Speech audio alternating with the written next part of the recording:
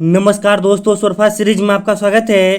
तो आज हम फिर आप लोगों के लिए साइंस यानी विज्ञान का मास्टर रिवीजन क्लास लेके आ गए हैं। और इसमें जितने भी क्वेश्चन सेट किए गए हैं आपके एग्जाम के पॉइंट ऑफ व्यू से सभी क्वेश्चन इंपॉर्टेंट है।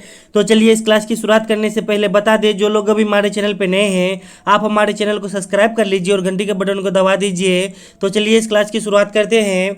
तो पहला क्वेश्चन है कि टाइफाइड में कौन अंग प्रभावित होता है। तो ऑप्शन में तंत्रिका तंत्र, यकृत, फेफड़े, छोटी आंत। तो देखिए टाइफाइड में जो है छोटी आंत प्रभावित होता है। आपको बता दें कि टाइफाइड रोग जो है दूषित जल पीने से या दूषित खाना खाने से होता है। अब सभी ऑप्शन को देख लेते हैं। तो देखिए पोलियो में जो है तंत्रिका तंत्र प्रभावित होता है, और पीलिया जिसे जॉन्डिस कहते हैं उसमें जो है यकृत यानी लीवर प्रभावित होता है। और जितने भी मतलब आपको खांसी संबंधित बीमारी है या आपको निमोनिया हो गया, दम्मा हो गया, टीबी हो गया, इस सब में आपको फेफड़ा प्रभावित होता है। अब चलिए अगला क्वेश्चन देखते हैं। अगला क्वेश्चन है कि विटामिन सी सर्वाधिक किसमें पाया जाता है। तो ऑप्शन में संतरा, नींबू, मिर्च, आंवला। तो देखिए इनमें जितने भी ऑप्शन है, ठीक है, इन सभी में जो है विटामिन सी पाया जाता है, मगर आपको यहाँ पूछा जा रहा है कि सर्वाधिक किसमें पाया जाता है। तो देखिए विटामिन सी सर्वाधिक जो है आंवला में पाया जाता है, ठीक ना। आपको बता दें कि विटामिन सी का जो है रासायनिक नाम होता है एस्कॉर्बिक एसिड, और विटामिन सी के कमी से जो है एस्कॉर्बिक रोग होता है। अब चलिए अगला क्वेश्चन देखते हैं। अगला क्वेश्चन है कि ब्रह्मांड में सर्वाधिक कौन गैस पाया जाता है। तो ऑप्शन में ऑक्सीजन, हीलियम, हाइड्रोजन, नाइट्रोजन। तो देखिए ब्रह्मांड में जो है सर्वाधिक कौन गैस पाया जाता है। तो हाइड्रोजन पाया जाता है, और दूसरे स्थान पर जो है ब्रह्मांड में हीलियम गैस पाया जाता है। और आपको बता दें कि वायुमंडल में जो है 21% ऑक्सीजन पाया जाता है, और सर्वाधिक मात्रा में नाइट्रोजन जो है 78% पाया जाता है। अब चलिए अगला क्वेश्चन देखते हैं। अगला क्वेश्चन है कि निम्न में कौन भौतिक अभिक्रिया है। तो ऑप्शन में कागज का जलना, जीवाश्म का विघटन, दूध से दही बनना, पानी का बर्फ में बदलना। तो देखिए निम्न में जो है कौन भौतिक अभिक्रिया हो जाएगा। तो पानी का बर्फ में बदलना, क्योंकि हम कई बार आप लोग को बता चुके हैं कि देखिए भौतिक अभिक्रिया वो होता है जिसमें देखिए कोई पदार्थ अपने मूल रूप से किसी दूसरे रूप में जाके फिर अपने पुनः मूल रूप में आ जाता है, तो वो भौतिक अभिक्रिया हो जाएगा। जैसे मान लीजिए पानी बर्फ में बदल गया, ठीक है, वो बर्फ बन गया, दूसरे रूप में चला गया, फिर आप बर्फ से पानी बना सकते हैं, यानी उसके पहले रूप में ला सकते हैं। उसके बाद देखिए जैसे कागज का जलना हो गया, जीवाश्म का विघटन हो गया, दूध से दही बनना हो गया। यह अगर दूसरे रूप में चला गया तो दूसरे रूप से आप पहले रूप में नहीं ला सकते। यह क्या हो गया, यह सब आपको रासायनिक अभिक्रिया का उदाहरण है। अब चलिए अगला क्वेश्चन देखते हैं। और आप लोगों को क्लास अच्छा लगता हो तो प्लीज वीडियो को लाइक कीजिए, हमें सपोर्ट कीजिए, और अपने दोस्तों में भी इस क्लास को शेयर कर दीजिए। तो अगला क्वेश्चन है कि निम्न में कौन विद्युत का सुचालक है। तो ऑप्शन में चीनी मिट्टी, अभ्रक, कांच, चांदी। तो देखिए विद्युत का जो है इनमें कौन सुचालक हो जाएगा। तो चांदी हो जाएगा।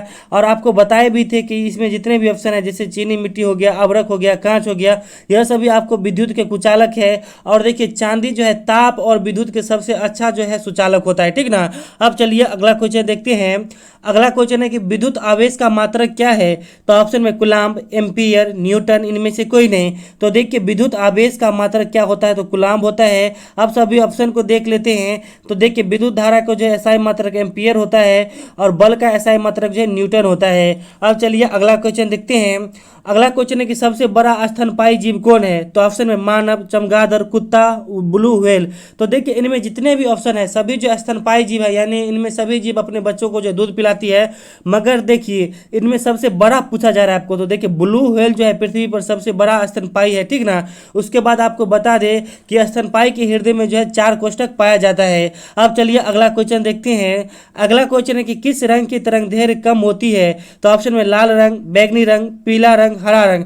तो देखिए आपको बता दें कि बैगनी रंग का तरंगदैर्घ्य जो है सबसे कम होता है, और लाल रंग का जो है सबसे ज्यादा होता है, इसीलिए इसे जो है ट्रैफिक लाइट में प्रयोग किया जाता है। अब चलिए अगला क्वेश्चन देखते हैं। अगला क्वेश्चन है कि विटीकल्चर किससे संबंधित है। तो ऑप्शन में रेशम उत्पादन, मछली उत्पादन, मधुमक्खी उत्पादन, अंगूर उत्पादन। तो देखिए विटीकल्चर किससे संबंधित है। तो अंगूर उत्पादन संबंधित है। आपको बता दें कि हमारे भारत में जो है महाराष्ट्र राज्य में जो सबसे ज्यादा अंगूर का उत्पादन होता है, वो भी नासिक में। अब सभी ऑप्शन को देख लेते हैं। तो देखिए सेरीकल्चर जो है रेशम उत्पादन संबंधित है, पीसी कल्चर मछली उत्पादन संबंधित है, एपी कल्चर जो है आपको मधुमक्खी उत्पादन से संबंधित है। अब चलिए अगला क्वेश्चन देखते हैं। अगला क्वेश्चन है किस विटामिन की कमी से रक्त नहीं जमता है। तो ऑप्शन है vitamin A, vitamin B, vitamin E, vitamin K. तो देखिए विटामिन के की कमी के कारण जो है रक्त नहीं जमता है। आपको बता दें कि एक अनुवांशिक रोग होता है हीमोफीलिया, उसमें भी अगर जिसको मान लीजिए हीमोफीलिया रोग होता है, अगर उसको कहीं कट लग जाए तो उसको जो है है रक्त नहीं जमता है, या आधा घंटा तक हो या 24 घंटा तक भी रक्त नहीं जमता है, ठीक है। उसके बाद सभी ऑप्शन को देख लेते हैं। तो देखिए विटामिन ए की कमी से रतौंधी रोग होता है, विटामिन बी की कमी से बेरी होता है, और विटामिन ई की कमी से नपुंसकता या जनन क्षमता में कमी हो जाता है। अब आगे बढ़ने से पहले बता दें कि हम जो है आप लोग को धमाकेदार ऑफर के साथ बिहार बीएड एंट्रेंस अंतिम समय की तैयारी के लिए स्पेशल नोट्स प्रोवाइड कर रहे हैं। जो नोट्स हम पहले आपको 99 यानी 100 रुपये में दे रहे थे, वही नोट्स अब हम मात्र 49 यानी 49 रुपये में दे रहे हैं। तो आप लोग मेरा नोट्स लीजिए और अपनी तैयारी को बेहतर बनाइए, क्योंकि देखिए अभी भी आपके पास जो है 10 से 12 दिन समय है, और हम अपना नोट्स इस तरह बनाए हैं कि आप इसे 10 से 12 घंटा में सभी नोट्स पढ़ सकते हैं और अपने एग्जाम में बेहतर स्कोर करके आइएगा। तो आप लोग मेरा नोट्स लीजिए, अपनी तैयारी को बेहतर बनाइए। यह मेरा नंबर है 7050387142। आप इस नंबर पर गूगल पे या फोन पे के माध्यम से पेमेंट कर दीजिए 49 रुपया, और यही मेरा व्हाट्सएप नंबर है, इस पर आप स्क्रीनशॉट भेज दीजिएगा तो आपको सभी नोट्स मिल जाएगा। अब चलिए अगला क्वेश्चन देखते हैं। अगला क्वेश्चन है कि पृथ्वी से ऊपर जाने पर वायु दाब में क्या परिवर्तन होता है। तो ऑप्शन में वायु दाब घट जाता है, वायु दाब बढ़ जाता है, वायु दाब अपरिवर्तित रहता है, इनमें से कोई नहीं। तो देखिए पृथ्वी से जो है ऊपर जाने पर वायु दाब में क्या होता है, तो वायु दाब घट जाता है। इसीलिए अगर आप पहाड़ पे खाना बनाइएगा तो वो जल्दी नहीं बनता है, क्योंकि वहाँ जो वायु दाब कम रहता है वहाँ थोड़ा ही गर्म होने पर जो है पानी उबलने लगता है। अब चलिए अगला क्वेश्चन देखते हैं।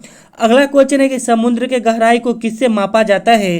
तो ऑप्शन में सिस्मोग्राफ, नॉटिकल मील, लेक्टोमीटर, फैदोमीटर। तो देखिए समुद्र के गहराई को जो है फैदोमीटर से मापा जाता है। अब सभी ऑप्शन को देख लेते हैं। तो देखिए भूकंप की तीव्रता जो है सिस्मोग्राफ से मापा जाता है, और समुद्र की लंबाई या समुद्र की दूरी जो है नॉटिकल मील से मापा जाता है, और दूध का घनत्व जो है लेक्टोमीटर से मापा जाता है। अब चलिए अगला क्वेश्चन देखते हैं।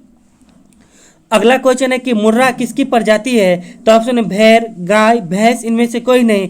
तो देखिए मुर्रा किसकी प्रजाति है, तो भैंस की है। अब सभी ऑप्शन को देख लेते हैं। तो देखिए मेरिनो जो है भेड़ की प्रजाति है, और साहिवाल जो है गाय की प्रजाति है। अगर आपको गाय, भैंस और इससे आएगा, ठीक है, या भेड़ से प्रजाति का, तो इसी तीनों में से एक आएगा। तो आप लोग को बार बार हम रिपीटेशन करा रहे हैं, तो आप लोग जरूर याद रखिएगा इसे। अब चलिए अगला क्वेश्चन देखते हैं। अगला क्वेश्चन है कि नींबू में कौन अम्ल पाया जाता है। तो ऑप्शन में फॉर्मिक अम्ल, साइट्रिक अम्ल, टार्टरिक अम्ल, इनमें से कोई नहीं। तो देखिए नींबू में कौन अम्ल पाया जाता है, तो साइट्रिक अम्ल पाया जाता है। और नींबू जो है अम्लीय प्रकृति का होता है, इसीलिए यह अम्ल है, ठीक है। आपको बता दें कि नींबू का पीएच मान जो है 2.4 होता है, और किसी किसी बुक में 2.2 भी रहता है। तो जैसा भी आपके एग्जाम में ऑप्शन में आए तो उस अकॉर्डिंग आप मारिएगा, ठीक ना। उसके बाद देखिए लाल चींटी में जो है फॉर्मिक अम्ल पाया जाता है, और इमली और अंगूर में जो है टार्टरिक अम्ल पाया जाता है। अब चलिए अगला क्वेश्चन देखते हैं। अगला क्वेश्चन है कि सीमेंट उद्योग के लिए कौन सा कच्चा माल आवश्यक है। तो ऑप्शन में चूना पत्थर, कोयला, चिकनी मिट्टी, इनमें से सभी। तो देखिए सीमेंट उद्योग के लिए इनमें से सभी, यानी चूना पत्थर हो गया, कोयला हो गया, चिकनी मिट्टी हो गया, ये सभी जो है आवश्यक तत्व है। आपको बता दें कि सर्वाधिक मुख्य घटक कौन है, तो चूना पत्थर है। और आपको बता दें कि सीमेंट को जल्दी नहीं जमने के लिए उसमें जो है क्या मिलाया जाता है, तो जिप्सम मिलाया जाता है। अब चलिए अगला क्वेश्चन देखते हैं। अगला क्वेश्चन है कि यांत्रिक ऊर्जा को विद्युत ऊर्जा में कौन बदलता है। तो ऑप्शन में डायनेमो, इलेक्ट्रिक हीटर, पंखा, विद्युत मोटर। तो देखिए यांत्रिक ऊर्जा को जो है विद्युत ऊर्जा में डायनेमो बदलता है। अब सभी ऑप्शन को देख लेते हैं। तो देखिए विद्युत ऊर्जा को जो है उष्मा ऊर्जा में इलेक्ट्रिक हीटर बदलता है, विद्युत ऊर्जा को यांत्रिक ऊर्जा में पंखा बदलता है, और आपको बता दें कि विद्युत मोटर जो है विद्युत ऊर्जा को यांत्रिक ऊर्जा में ही बदलता है। अब चलिए अगला क्वेश्चन देखते हैं। अगला क्वेश्चन है कि निम्न में कौन बेकरी उद्योग में प्रयोग होता है। यानी बेकरी उद्योग होने का मतलब हो गया कि जहां पाव रोटी सब बनता है। तो ऑप्शन में sodium chloride, sodium carbonate, sodium bicarbonate, इनमें से कोई नहीं। तो देखिए इनमें कौन बेकरी उद्योग में प्रयोग होता है, तो सोडियम बाइकार्बोनेट का प्रयोग जो है, क्योंकि यह खाने वाला सोडा होता है, इसीलिए इसका बेकरी उद्योग में प्रयोग होता है। आपको बता दें कि नमक का रासायनिक नाम की क्या होता है, तो सोडियम क्लोराइड। उसके बाद देखिए धोवन सोडा का रासायनिक नाम सोडियम कार्बोनेट है। अब चलिए अगला क्वेश्चन देखते हैं। अगला क्वेश्चन है कि एड्स किसके कारण होता है।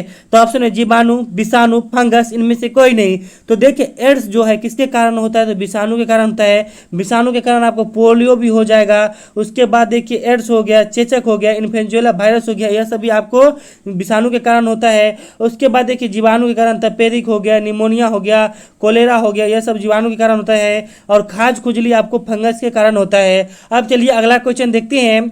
अगला क्वेश्चन है कि वायुयान के टायर में किस गैस का प्रयोग होता है। तो ऑप्शन में हाइड्रोजन, हीलियम, ऑक्सीजन, इनमें से कोई नहीं।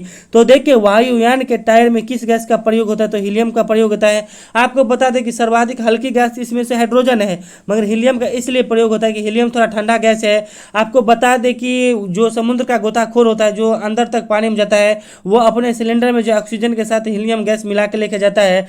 और आपको बता दें कि ब्रह्मांड में सर्वाधिक हाइड्रोजन गैस उपस्थित है। उसके बाद देखिए ऑक्सीजन की मात्रा जो है वायुमंडल में 21% है। अब चलिए अगला क्वेश्चन देखते हैं।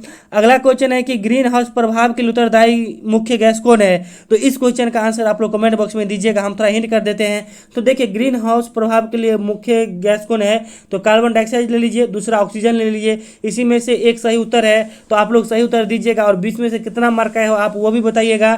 और जो लोग हमारे साथ नहीं जुड़े हुए हैं, आप हमारे साथ जुड़ जाइए, क्योंकि आपके साथ एग्जाम हो सकता है कुछ अलग बेनिफिट मिल जाए। तो इसीलिए कहते हैं कि आप लोग मेरे साथ बने रहिए, अपनी तैयारी को बेहतर बनाइए। तो चलिए thank you, all the best, हमारे साथ बने रहिए। Thank you.